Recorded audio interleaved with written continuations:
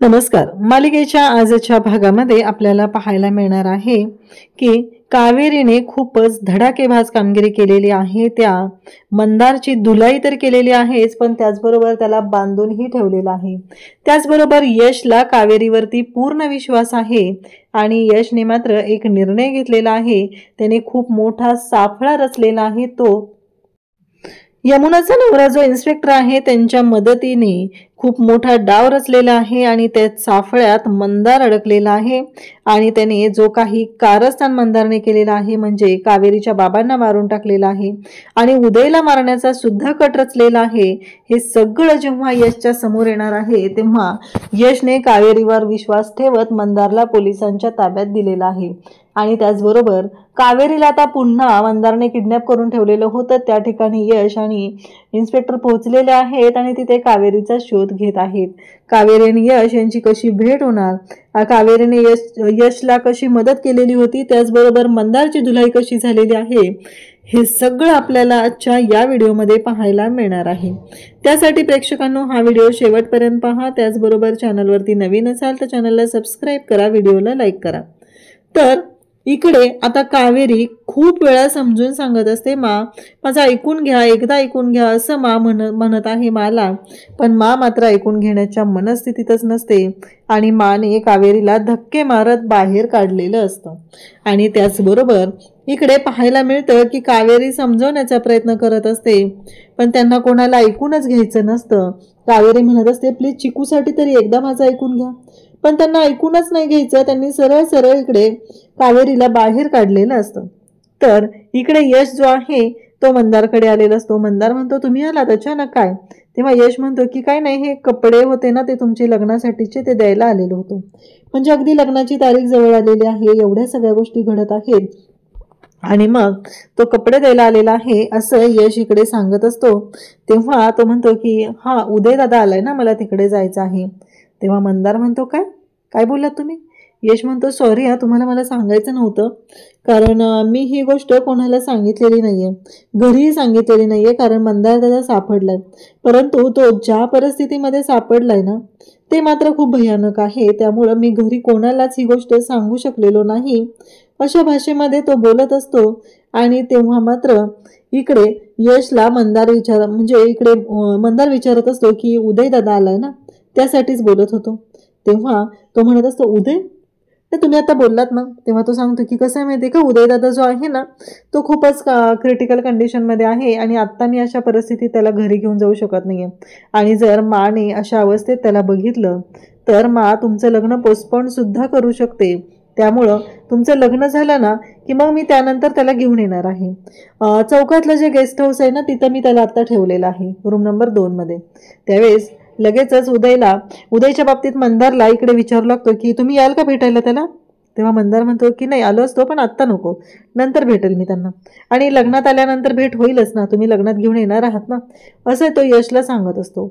आणि यशने इतका जबरदस्त सापळा रचलेला असतो की ह्या मंदारला माहीतच नसतं. कारण कावेरीने बऱ्यापैकी सत्य म्हणजे कधी नशेत तर कधी बोलत बोलत हे यशला सांगितलेलं असतं. आणि यशचा मात्र कावेरीवरती पूर्ण विश्वास असतो. यशने आता इथे ठिणगी तर टाकलेली असते, त्यामुळे वनवा पेटणार असतो हे यशला माहिती असतं. आणि यश मात्र इकडे आता निघून गेलेला असतो. परंतु मंदारच्या डोक्यात चालू झालेलं असतं, नाही नाही, या कावेरीला तर मी संपवलं असतं, पण आता पुढे काय करायचं आहे हा मोठा प्रश्न उभा राहिलेला असतो. आणि त्यामुळंच यश जो आहे तो आता तिथून निघून गेलेला असतो. इकडे कावेरीने मंदारला कॉल केलेला असतो आणि मंदारला सांगितलेलं असतं की मी तुला लोकेशन पाठवते, एका ठिकाणी भेटायला ये. असं सांगितल्या क्षणी इकडे कावेरीने असं का सांगितलंय हा मोठा प्रश्न उभा असतो. आणि मग कावेरी आता जायला निघते. इकडे मंदारही जाणार असतो. मंदारही म्हणत असतो, मलाही तुला भेटायचंच आहे. कावेरीचा मात्र जबरदस्त प्लॅन असतो. कावेरीने फुल तयारी केलेली असते की आता ह्याची धुलाई करायची, ह्याला सोडायचंच नाहीये, हे सगळं ठरलेलं असतं. इकडे आता सुलक्षणा आलेली असते आणि बाबांना सांगत असते की कळतंय का, बघा तुम्ही त्या मुलीवरती विश्वास ठेवला, पण आज त्या मुलीने एका फालतू मुलीला आणलेलं होतं आणि आपलं जे घर आहे ते तोडायला ती मुलगी आलेली आहे. मी तुम्हाला वारंवार सांगत आहे पण तुम्हाला माझं ऐकायचंच नाहीये. तेव्हा मात्र बाबा म्हणू लागतात की मंडळी चुकलो मी तुमच्यावर विश्वास ठेवायला हवा होता. मी तुमच्यावर विश्वास नाही ठेवला आणि त्याची ही शिक्षा मी भोगत आहे असं बाबांचं म्हणणं असतं. मी माणसं ओळखायला चुकलो. त्यावेळेस मात्र सुलक्षणा म्हणत असते, बघितलं ना, तिच्या वडिलांनी आधी त्रास दिला आणि आता ती मुलगी आपल्या घराला उद्ध्वस्त करायला निघालीये. तुम्हाला कळतंय का आपल्या निशाचं मन किती हळवं आहे? तिच्या बाबतीत काय झालं असतं याचा विचार तरी केलाय का तुम्ही? असं सगळं बोलणं चाललेलं असतं.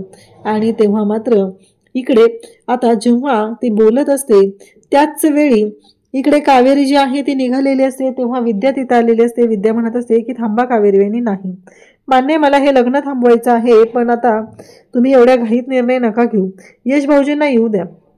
कावेरी म्हणत असते, हो हे सगळं माझ्यामुळे सुरू झालेलं आहे. आज एक घाव दोन तुकडे करणारच आहे मी, त्याशिवाय थांबणार नाही. आणि यशला येईपर्यंत एवढा वेळ नाही आपल्याकडे, कारण तो मंदार काय आहे माहिती आहे ना तुम्हाला. आणि या घराला माझ्यामुळे त्रास होत आहे, त्यामुळं मी या घराला वाचवणार आहे असं कावेरी सांगत असते. आणि तेव्हा मात्र ही जी सुलक्षणा आहे ती इकडे बाबांना म्हणत असते की बघितलं ना काय झालेलं आहे, अशा पद्धतीने सगळं झालेलं आहे असं ती सांगत असते. त्यामुळं आपल्याला काहीतरी करावं लागणार आहे. हा सगळा त्यांचं बोलणं सुरू झालेलं असतं. तेव्हा बाबा म्हणत असतात की खरंच मी चुकलो, पण अजूनही माझ्या कानांवरती विश्वासच बसत नाहीये की कावेरी अशी वागू शकते, शक्यच नाहीये. त्यावेळेस सुलक्षणा म्हणत असते की बघितलं ना, तिने विश्वासघात केलाय. मी वारंवार तुम्हाला सांगत होते, कारण अशा मुलींना संसार करण्याच्या लायकच नसतात, संसार करण्याच्या पात्रच नसतात, असं बोलणं चाललेलं असतं. तेव्हा मात्र सुलक्षणा इकडे बाबांना समजत आहे, तुम्ही स्वतःला त्रास नका करून घेऊ, पण बाबांचा विश्वासच बसत नसतो. पण आता शेवटी ते म्हणतात की ठीक आहे, मी माणूस ओळखायला चुकलो. आता यश इकडे आलेला असतो आणि मग इकडे इन्स्पेक्टर त्याला म्हणत असतात की खरं यश, म्हणजे तुला असं का वाटलं की तो जो आहे तो अडकलेला आहे आणि तो तिथे येईल? तेव्हा यश म्हणतो, मी जेव्हा उदयदादाचं नाव घेतलं ना तेव्हा त्याच्या चेहऱ्यावरचा रंगच उडाला होता. मी बघितलं, उदयदादाचं नाव घेतल्यावर त्याचा चेहरा बदललेला होता. माझा कावेरीवरती पूर्ण विश्वास आहे. कावेरी जी आहे ना ती कशी आहे ते मला चांगलं माहिती आहे आणि म्हणूनच मी हा निर्णय घेतला असं तो सांगत असतो. आणि तेव्हा मात्र इकडे आता दोघंही बोलत असतात. मग आता पुढे काय करायचं? यश म्हणतो की मला खात्री आहे तो तिथे येणार आहे आणि नक्कीच काहीतरी असं समोर येणार आहे, असं बोलणं दोघांचंही चाललेलं असतं. तेव्हा यश म्हणत असतो की आता त्या गेस्ट हाऊसला जाऊन मी थांबतो आणि सत्य समोर येईल.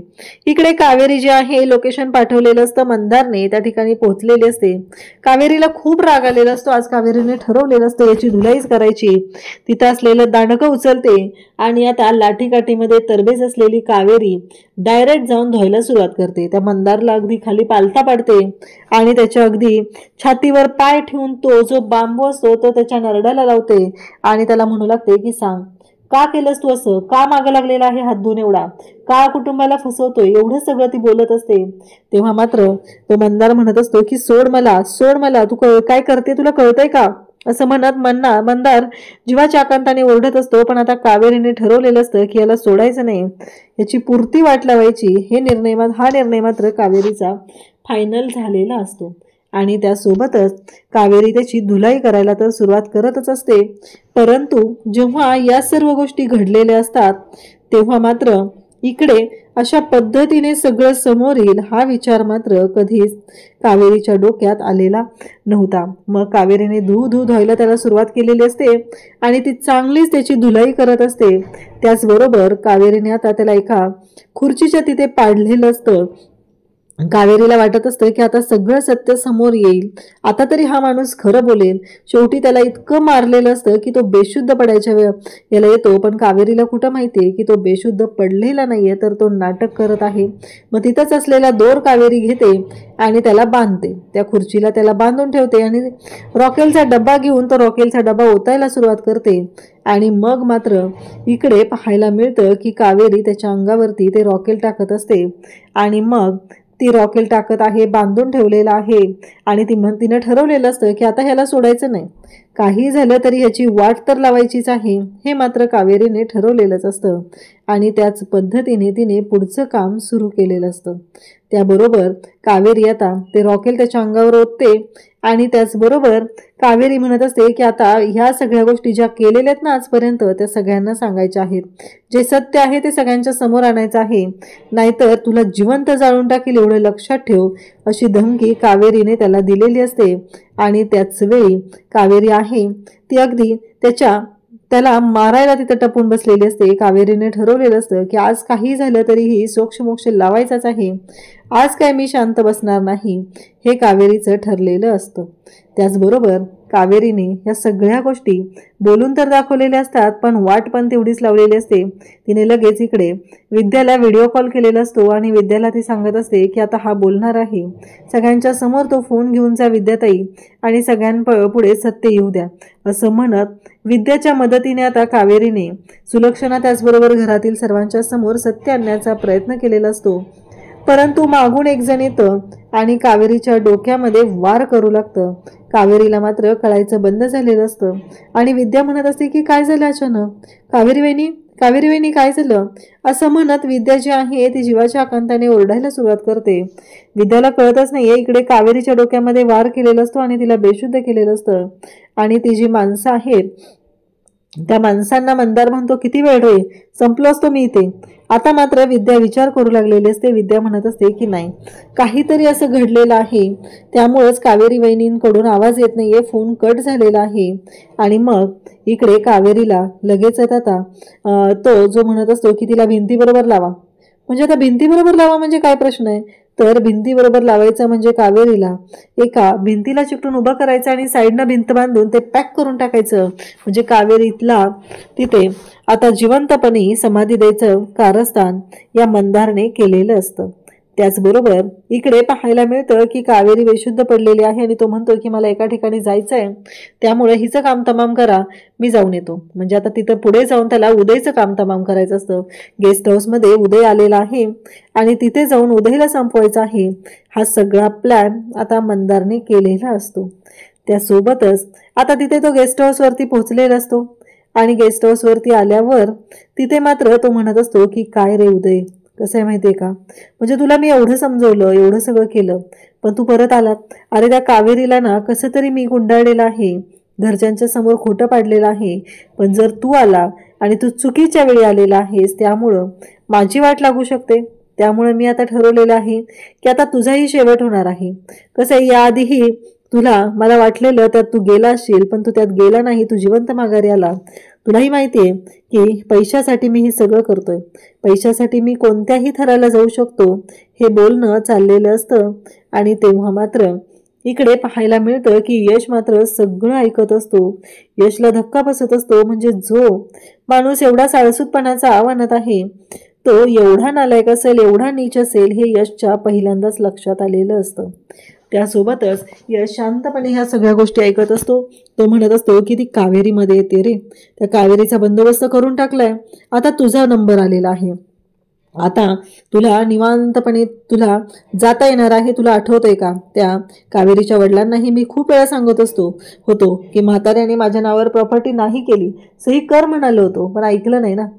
शेवटी कितीही कावेरीने कोणाला कितीही बोंबलून सांगितलं तरी त्याचा काहीच उपयोग झाला नाही, कारण कावेरीवरती तो आरोप व्हायचा होता तो झाला, कावेरीने तिच्या बाबांना मारल्याचा. पण तुला माहिती आहे ना, मी मारलं होतं, त्यामुळे आता तू इथं आलेला आहे, तुला संपवणं हे सगळ्यात महत्त्वाचं माझं काम आहे.